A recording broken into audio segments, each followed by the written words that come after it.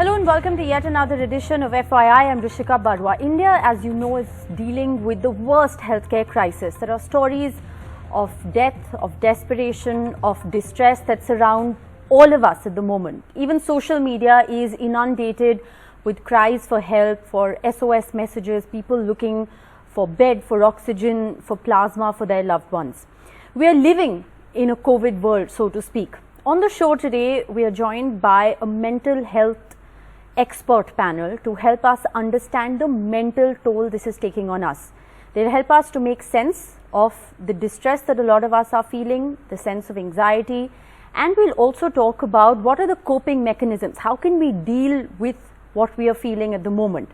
There are two things that we'll focus on the show today. One is the mental health impact on COVID-19 patients. So patients who've recovered from COVID-19, what is the kind of mental health toll that the disease has taken on them? How to cope with the sense of distress, fear and anxiety that a lot of us are feeling at the moment is the second thing that we will deal with on the show today.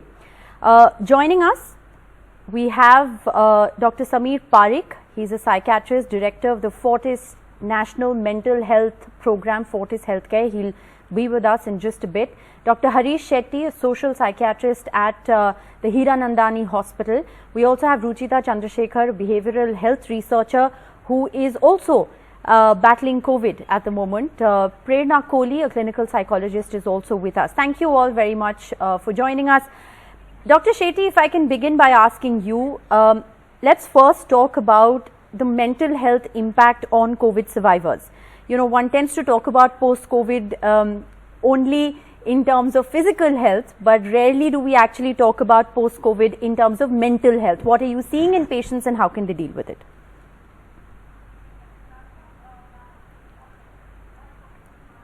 Large number of them who have come out of quarantine are doing much better. Those who have had longer stay in the hospital, those who have had psychiatric symptoms before or psychological distress before, those who have been in ICCUs and with a lot of COVID complications are showing more symptoms. The commonest symptom is lack of sleep. Sometimes the sleep could be complete insomnia, intractable insomnia across the night, burning sensations in the body, mood changes and sadness, intense agitation, lack of interest in life and in the future, and also loss of meaning in life. Meaninglessness is also a very important complication. Very rarely we see psychosis that is loss of touch with reality. Night terrors, dreams, and also some amount of nightmares are some of the common symptoms seen. Again, a lot of people have post-traumatic stress that they see old memories of the ward. They see people in the PPE suits. Even people who have died are still visible to them in their memory, and that these memories come against their vision. They're not able to ward off those memories causing a lot of distress. Right. So that's of course, you know, what COVID patients are feeling and seeing in the aftermath once they've recovered from COVID. And you're saying this also is restricted mainly to patients who've had, you know, a prolonged fight with the disease or who've been you know, in hospitals for extended periods of time. But, you know, if I can come to you, Dr. Sameer Parekh, one of the questions that a viewers actually asked is, what is the long-term mental impact on COVID-19 patients? Are we in a position to even answer that question right now? No, we are not. Right. And that's the only honest answer that we have right now. We are not in a position to know what will happen next. What we can say with reasonable confidence is that whenever there has been a significant trauma that a collective society has experienced, the chances of various forms of anxieties, other forms of distresses are there. We should think about it only on the lines of prevention. That's the only thing that matters. To me, prevention is support systems. If right from today, you ensure that isolation, feeling abandoned, feeling that this was only my experience, those kind of feelings can be prevented. We will be very much in a situation to minimize whatever aftermath is going to be there. So parallel track of taking care of our mental health while we take care of physical health, that is the way forward. All right. So a balance in a certain sense is important, and I appreciate your honesty. There's really no long-term assessment of what COVID will do to us mentally at the moment. One will only have to live through it to actually understand it better. But Ruchita Chandrasekhar, a behavioral health researcher, is also joining us, and Ruchita is actually battling COVID. Ruchita, you've just recovered from COVID, or you're still in the process of recovering from COVID firsthand. What's the process like? And we talk a lot about physical symptoms and we lay them out threadbare on several shows, but very rarely do we actually address what people are going through mentally. I think for me, a pronounced symptom also has been brain fog and confusion. So it's been a lot of this very confusing sense of losing myself because I forget words. I can't hold focus a lot of times. Productivity has gotten affected. It's all those things. And whenever I speak to doctors about it, they just look at me helplessly with like, it gets better, but we can't tell you when. So that I think has had a little bit of an impact. Another thing with I think post-COVID is that your body really slows down. And when you're a young person with bills to pay, with responsibilities, with other things, like life's not stopping. And I feel like everyone expects you to just bounce back in 14 days. And when that's not a thing you're able to do, I think that kind of anxiety also I've noticed has set in a little more. Like I had a 50-hour migraine for no reason a couple of days ago. And the doctor's just like, this is post-COVID. It's going to be this way for a while.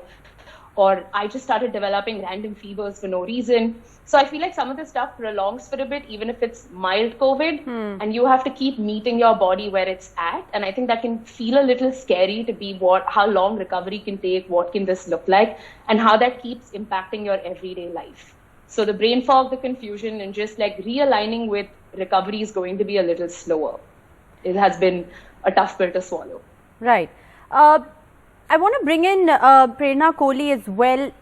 Are you also hearing of prolonged symptoms of say confusion or anxiety or sleep disorders like Dr. Shetty talked about as far as COVID recovered patients are concerned, and what really is the best way to deal with it?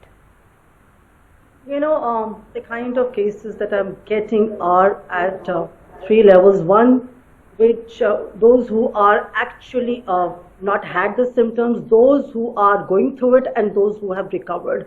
And so we must understand that everybody is responding very differently to these unprecedented times, all right? Because it is very unique to everybody, and that's why it gets difficult to resonate with the different groups, the way they are getting impacted. Right. The long-term thing, post-COVID, I'm finding that people are very low on energy. They are having a lot of fatigue. They're exhausted emotionally and mentally. There is a huge survivor's guilt. They are going through their stress trauma. And yes, and I think we need to really work on their coping mechanisms, because this is an impact which is really very, very huge on people, Yes. If we start telling them that it's normal to feel this way, it's all right. Like if it's winters, you are going to feel cold. So it is unprecedented times. It's normal to feel confused, distressed, despaired, unhappy. Yes. And we need to help them with the coping mechanisms. I think that's an important point. I think that's a very important point that you raise, that it's okay to feel sad, or it's okay to feel stressed at a time like this, because these are unprecedented times. And I think an acknowledgement of that is very important as well. But what one of our viewers has asked us, Dr. Shetty, very specifically, is how to deal with post-COVID hospital trauma. And this is something that you addressed in your opening remarks as well. How can one cope with this? I agree with Samir completely when he said prevention. And along with prevention, early intervention is something which is very, very important.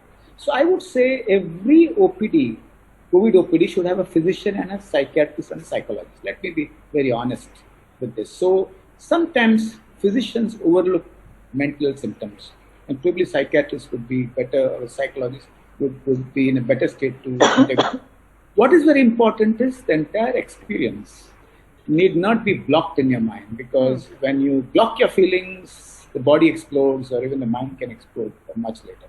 So it's important that as a physician is seeing a patient, the psychologist also looks at the patient very differently, hears him out, hears her out, and probably a lot of symptoms may respond to just supportive counseling, or even some amount of psychotherapy, which is very important. I agree with Prerna that individuals will have unique symptomatology and response. Along with that, it's important to identify high-risk patients for future PTSD, high-risk patients for depression, and those who are clinically depressed.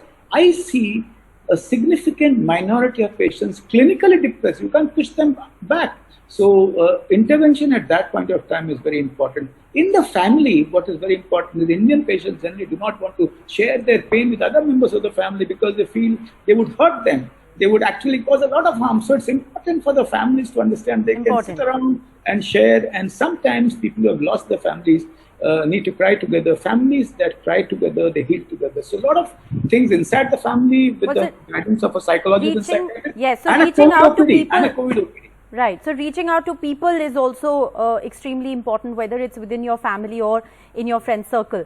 Dr. Parikh, how to deal with post-COVID anxiety and confusion is a very common question that a lot of our viewers have asked. What would be your advice? Try and understand this. We have pre-COVID anxiety of worrying about COVID. Then we have during COVID anxiety of worrying about whether we'll be able to get the treatment or not. Then we are talking about anxiety during hospitalization, and then anxiety during coming back. You do realize that you've talked about every stage of COVID. And you are having this anxiety because it is as normal as it gets. And if there is a solution, the solution is connectedness from people to people. There is no substitute. If you are hospitalized, or if I am hospitalized, how would you change it? You can't. What can you do different? If you are in a position to stay connected, do that. I mean, we have illnesses, right? There are various surgeries that individuals go through which go for a couple of days. You are in the ICU. There are illnesses which require a long rehabilitation. It's very important that we need to normalize and understand that this is a reaction to an unprecedented, unprepared aspect of our life. Yes. And not look at clinical labeling, not look at expertization as the only solution. You in any case don't have enough experts in the country to take care of the burden. I mean, be very clear about that. Yes. So your last mile connectivity, and it's only about how do you ensure prevention, and that's possible with using the same strengths that we've always had, family support systems. So I've been telling people, make more calls, send more texts, do more video calls. Anybody and everybody you can call in a day, be on the call. That's your solution. You know, it's very interesting, Dr. Parikh, that you raised that, because I'll ask you an allied question, which is also something that our viewers have sent us, on dealing with how isolation and lockdowns are taking a toll. What's the solution? You know, once again, I know you're saying that you need to connect more with people, but given the isolating nature of the disease, how do you enable that? And in the absence of that connect, what do you do? Rishika, I don't see it like that. I truly don't see it like that. And I don't see it like that because pre-COVID, we used to talk about urban loneliness. Right? We've talked about urban loneliness in populations of crores in a metro, and we talk about loneliness. And then suddenly, which we've been experiencing for now a couple of years, young people's loneliness, urban loneliness, and now we are picking up 10 days of isolation. This isolation is saving you, your family, and other people, and all of us put together. Make something out of it. See it as a contribution in the war against COVID. Individuals in isolation are COVID warriors who are trying to fight COVID, and focus on those aspects of what we can achieve here rather than thinking about I lost 10 days. I got my life. I saved my family's life. That's the only approach, cognitively and humanistic approach. Right. This time is not for CBT. This is a time for basic human values. The human, the good person inside us is the solution of present and future. Okay, I think that's a very interesting take that you have on isolation and lockdown. If you're somebody who's feeling isolated or homebound, think of yourself as making a contribution to this pandemic. It will perhaps help you to deal with your sense of helplessness. Ruchita, if I can come to you, one of the biggest fears that a lot of people are living with is the fear of falling sick. Given what we are seeing around us, the healthcare system collapsing, you had a very interesting take on it, on how can you constructively use that fear? I think, could you also repeat your question a little bit? I'm not sure I fully understand. I said you had a very interesting take on how to deal with the fear of falling sick. Do something constructive with that fear. What is that constructive thing that one can do to deal with this constant fear that, what if you fall sick? I think making an action plan is something that can help. We live in a time now where everyone's taking maximum precautions and is still contracting the virus. So a thing that, from my lessons, and again, living in Delhi and going through this over the last couple of weeks, was it would have helped for us to know 3 labs instead of 1 lab that would have come to take a sample, or who can deliver food to us, or just having very tangible solutions for care management. Emotionally, who can you call? Who are the doctors you can get in touch with? So basically trying to channelize your anxiety into something that feels like an action plan, making that for your loved ones, making that for yourself, I think can be a useful way of managing some of the COVID anxiety. What if we get it? What if we don't? What is the nearest hospital? If you have to get a CT scan, who do you call for like a mobile ambulance and things like that? I wish we had more knowledge about this before we contacted the virus, because we were just fully caught up. Yes, interesting. Because what you're saying is use your fears constructively to make those lists access the information that you need. But Prerna Kohli, the flip side, and this is another interesting question that a viewer sent us, is how do you deal with negative news? You have to empower yourself with information at this time, but how do you deal with the constant influx of negative news? See, the fact of the matter is that you have to limit the consumption of media and choose the media you consume. We need to be informed, but we could designate maybe a morning and an evening time to be informed. But we can't have, keep looking at the WhatsApp messages, or keep going to the social media, or keep going to the television. And also, I think we need to be very responsible of the kind of messages we are forwarding. They have to be more positive, more supportive. As Dr. Parekh said, it's a time of collaboration, of cooperation, of compassion. We are into the same storm, maybe different boats. We have to come together. It has to be not what if, it has to be even if. What if I get the illness? We have to turn towards even if I get the illness. Right. That has to be the attitude. Okay. And the attitude will take us beyond what we are going through. Okay, I have limited time left on the show, and I'm going to dedicate it to the one important question that's paramount here is when do you need to seek help?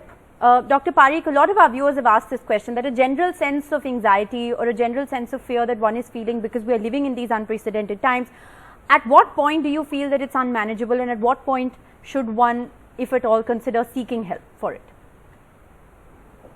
Consistent impairment of functioning, which is continuous after this phase is over or your illness is over and lasting for a couple of weeks. When after trying self-corrective methods, especially using your support systems, and if you still are not able to come back to your original level of functioning and are struggling overall, be it emotionally, thought-wise, behaviorally, in your whatever your occupation or academics is, then yes, but I still believe, be clear about the layers. First, family and friends. Second, your family physician, and let your family physician guide you to the next step. Everybody does not need to rush to a mental health expert. We do not need to over-expertise this situation. Be very clear about that. All right, Dr. Shetty, anything that you'd like to add? How do you know what is a general sense of fear or anxiety, has perhaps translated into something more serious? like depression, and you say need to seek medical help? Because it's important that all of you have highlighted here that a general sense of helplessness or anxiety or fear at this moment doesn't necessarily mean that you have a clinical condition that and you need help. So at what point should you contact someone, a professional, to seek help? Dr. Shetty. Asking me? Yes. Yeah. Quickly about connectivity before. Just one line. Connect with your safe space where you can be emotionally nude. Please don't connect with anxious people. That will really multiply your problem. Second is there's an obstruction to connectivity. If you're excessively numb because of bad news, it's difficult to connect, but you need to make an effort. If your functioning has changed radically, as Samir said, no sleep at all, wanting to harm yourself, severe palpitations, severe irritability, lack of complete interest, complete isolation, err on the side of screening yourself for mental health problems. Don't push. Early intervention is extremely important. So if you have any doubts, do a mental health checkup through a psychologist. That's the first step. Probably a family physician is the right person, ideally, but family physician may not be able to understand the magnitude of the psychological problem. And lastly, if there's only one symptom, why should Corona take me away? I want to die. I feel like harming myself. I feel like God wants to pull me away from there. Asking God to go, to take me away. That's one symptom which people should not really wait, and they need to actually go and seek treatment. Finally, if in doubt, seek help or seek examination, mental health screening. Just if you have a pain in the chest, you do not wait. You do an ECG immediately. Similarly, if there's pain in the mind, check to find out if it's a fracture of the mind or a sprain of the mind. Okay. So very, very important advice there from both the doctors on what really is the threshold. But Dr. Parikh, if I can just come to you for a very brief last comment, and this is also one of the questions that's come in a lot, is, how do you deal with news of death? And there are people who have either lost loved ones and, their trauma immeasurable in a lot of ways. But what about people who are also dealing with, news of death on a daily basis, whether it's on the news or whether it is, somebody This has become a new phenomena, again, something that we're not used to dealing with. Bereavement, grief, loss that we are all experiencing at different levels, at different proximities, is a harsh reality of a pandemic like this. Nobody can give tips to anybody else on how they can cope with grief. Grief is such a personal experience that only the self knows what the self feels. If there is one thing that people can do when others are grieving, be around them, let them feel alone. That is what others can do. But there are no tips, there are no takes coping mechanism on what you should and should not do when it comes to grieving. Grieving is a process. Just don't blame yourself. The pandemic has hit all of us. It's nobody's fault that some are doing fine or some did not get the illness. Don't let the survivor guilt get into you. Be a surviving warrior to ensure that the chain breaks. Okay, I have 30 seconds, quick closing comments. Prerna Kohli, anything you'd like to add? Yeah, I personally think that we need to be just really focused on what we can control rather than keep focusing on what we can't control. We must label our feelings. It's all right to feel unhappy, miserable. We must also put a little logic to our emotions that this time will go away. The history shows the pandemics get over, people get better, and the economies boom back, and children go back to school. Okay. Yeah. Okay, this too shall pass. Ruchita. May I just add one thing? Please. At the end of it, I am of the belief that whenever you feel like you need to seek help, just seek help. You don't have to wait for psychopathology to set in or for functioning to be impaired. Sometimes we can just want to go someone for a holding space. Sometimes we don't have to need clinical assessments as well. And it is very isolating and it is difficult to reach out to medical professionals. So even if it means reaching out to your support systems and then going to a psychologist first, it's absolutely fine. You are in the driver's seat of this whole situation. So if you feel like you need to seek help, just seek help and know whenever Okay. you feel like it. Well, it's been a fascinating conversation, and one sincerely hopes that a lot of coping mechanisms, a lot of what's been talked about is useful to our viewers. Thank you all very much for sparing your valuable time and being with us on this edition of FYI. Bottom line is you have to connect with people, talk to people, access your support system and know that you're not alone. We're all feeling what you're feeling today. Thanks so much for watching.